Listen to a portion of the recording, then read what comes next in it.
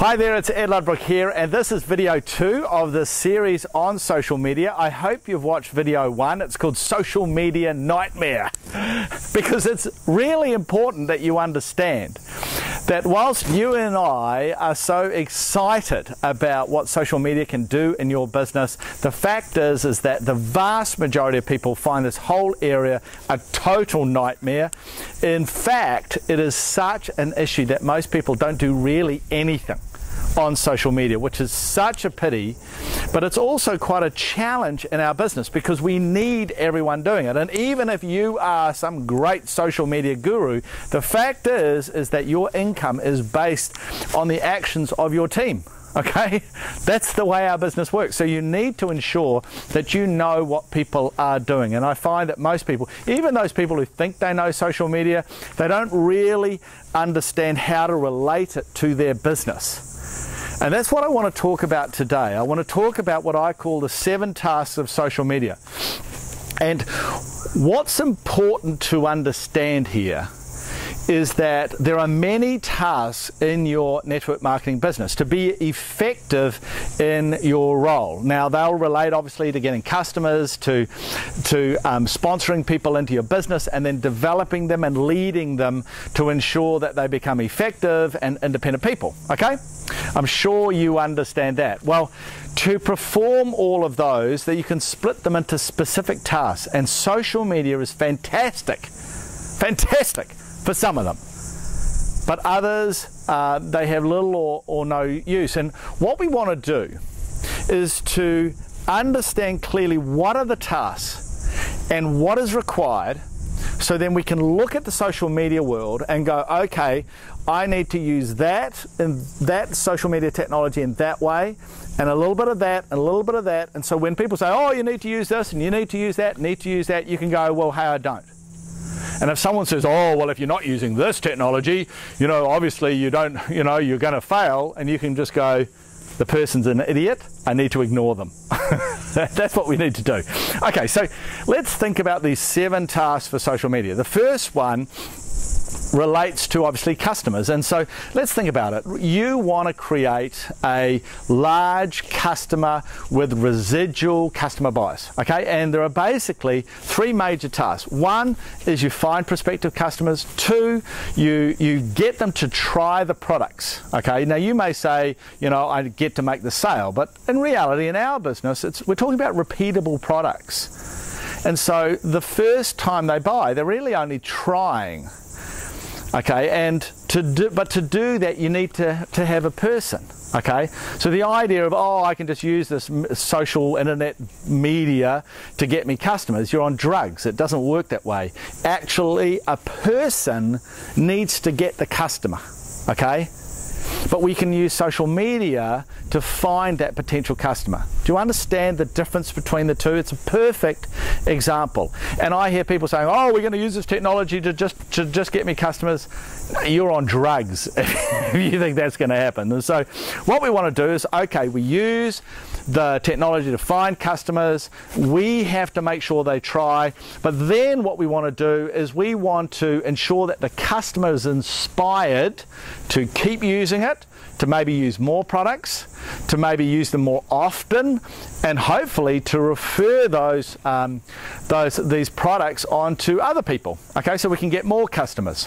And so when I look at those 3 major tasks, find, introduce, and inspire, we can use social media for 2 of them. The first one and the second one, and the middle one, which is actually the critical thing, which is to get them to actually try the product or to sign up to your program, whatever it is. That is a person-to-person relationship, and be thankful it is. Because if they could use technology to replace you in that process, the company would, so you wouldn't earn money. Aha! Okay, so that's the way it works. So there's 2 of the 7 tasks. Next thing is obviously in the sponsoring and developing of people into your team. Now, there are more tasks here. We've got the first one is obviously finding people, so it's leads. Second thing is the inviting and explaining of the opportunity to people, and finding out their motivation. So it's that discussion about the opportunity. The third task would be some people call it a follow-up. It's just that connection. Keep in connection with people, because very few people just join the business, first time, okay? The vast majority of people need to be exposed for many times, okay? Obviously, that's a good social media one. Then, number 4, we need to get them to actually join your program to discover it, okay? There, like with customers, you need to be, a person needs to do it. Anyone who tells you any differently doesn't know what they're talking about. Then they join the discovery, okay? So they've joined the business, but they need to discover whether this industry is right for them. We need to coach them, which requires person to person, but we also need to inspire them about the opportunity. Perfect social media. Next thing, they're serious about the business. We need to coach someone. Obviously, you can't do that with social media. But then the next thing we need to do is we need to inspire them on the opportunity. We need to connect them. We need to provide information and communicate. Great social media. Lastly, we need to lead them. Obviously, you can't do that with social media. So we look at those 8 different tasks and we find that there are 4 that social media suits. 1, helping getting leads. 2, inspiring the person before they join to keep involved, connect. 3, we want to inspire them in the discovery stage. And 4, we want to connect with them when they're part of the team, to recognize and to communicate with them. Okay? So to me, that looks like 4 tasks. What about you? Find people, inspire them before they join, inspire them in that discovery stage, inspire them after they've got serious in the business. So there's 2 for customers, there's 4 for your network, and the 7th one, that's 6, so the 7th one actually relates to communicating to your warm market, to your friends and family, because your support network is so vital. Okay, and if you don't believe it's vital, talk to someone whose friends or family or wife or best friend or mother or father doesn't like them being involved in their network. Ask them how much of a nightmare that is.